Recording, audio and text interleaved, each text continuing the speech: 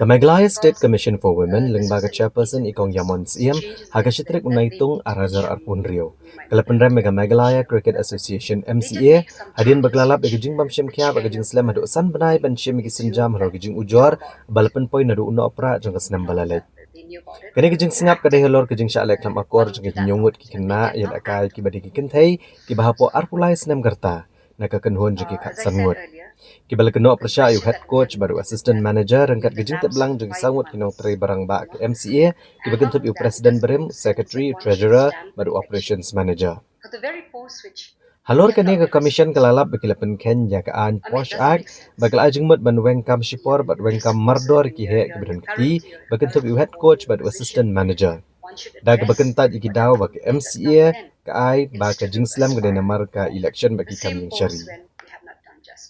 Jingtohkit ka Meghalaya State Commission for Women kalalap ru igijing duna beserkai ki jaka bagi Ialehkai ke bapenong ki kena kan Thei ben sengau sir namar ke jingbam dan ki kamera ben kliang jan ki basngan bat kiwe kiwe gijing duna rengkat ke jingbam la ben penbiang ya ke bam ke babha bagi kena gidon kam ke chairperson kalapen ram ngene gijing event ke baja hapo ke imlang salang bat gloong baha bakari berkawai kedai crunch pangjing sngan juki kan Thei henre ke MCA pat kalale da kumni Mentah ke commission ke lebatha ke MCA ke berang sujit temai ben penteri kami barok gijing penbed bagi gijing penbiang gijing dan kam barok hapo ke laipo hadu hendro posni da ke bamaham balada kim la hapo kene ke por balabo ke commission kan shim ya ki senjam ki bakam teng e.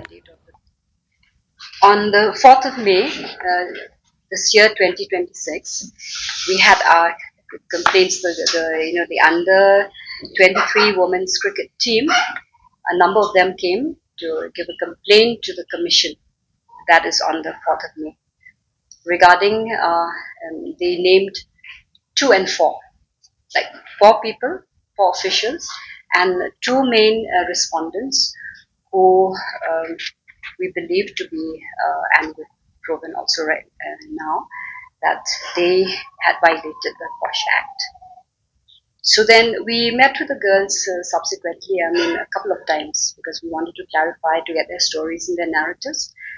And then based on their complaints, based on the conversation that we had with them, we had our first hearing on 21st of May.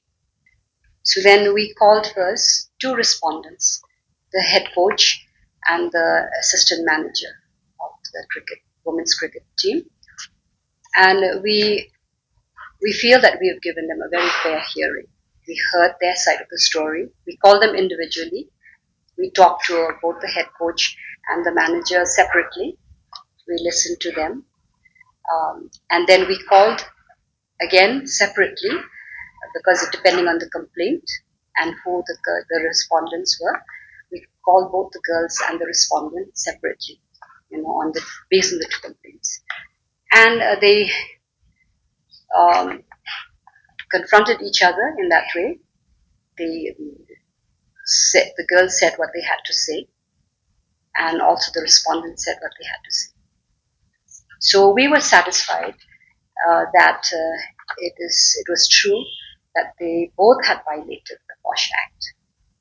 Accordingly, we gave our recommendations and orders based on that first hearing, the 2 respondents. The head coach was actually, the recommendation was that he should be suspended for a couple of months or so. But then the more grievous case of the manager had the violations that were there were more serious, so we recommended his dismissal. But then once we give the orders, it is not up to us to carry it out. That is the domain of the MCA. So we just wanted to clarify that, because there have come, news. The news is there that the head coach was this and that, guilty. So we want to clarify that he was actually considered for dismissal, not dismissal, but for suspension. The most serious allegation was against the assistant manager. Then, based on the complaints again, not that we called 4 officials, based on the complaints of the girls, there were 4 other officials who were named.